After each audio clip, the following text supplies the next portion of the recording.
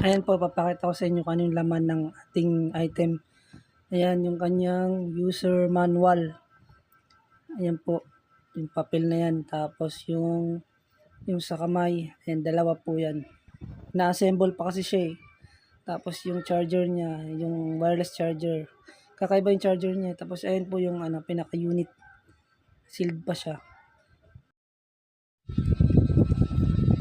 Ayan, i-charge muna natin siya. Parang lowbat yata.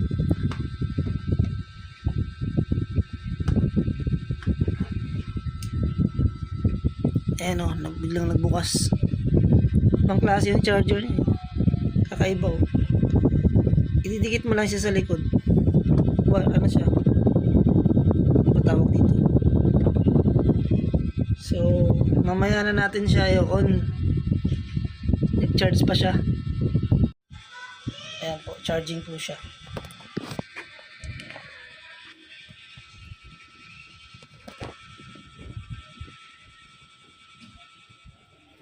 Check natin ulit.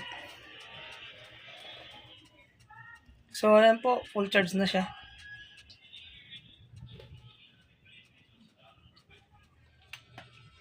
Ito na po siya ngayon.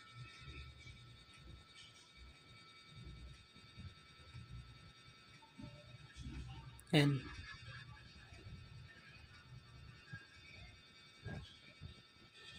So, ito, iset na natin yung oras.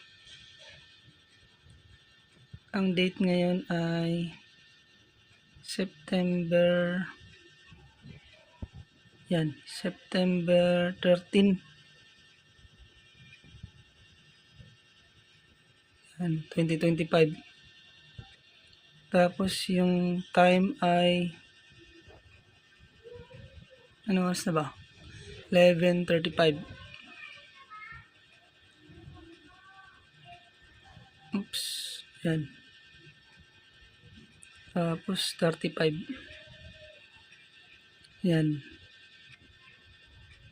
Ayun, na-set na natin 11:35 AM.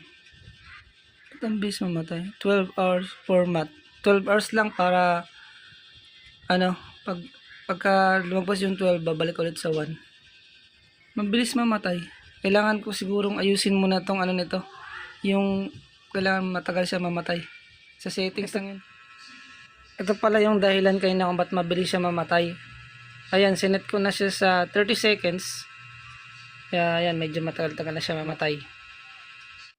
Dito pala sa settings, ayan, nyo lang, scroll nyo lang kapag meron kayong hinahanap or gustong ayusin. Kagaya nito, display duration. Pwede nyo i-set sa 5 minutes, 10 minutes, tapos yung screen lock or Bluetooth, mga ganyan. Tapos ito pala yung niya, features. Ayan, wireless charging siya. Ano ba tong Siri? Parang yata ito pag nagsasalita ka, heart rate, ma-detect yung yung heartbeat. Off screen pointer. Ayan, hindi ko alam kung ano ba yan.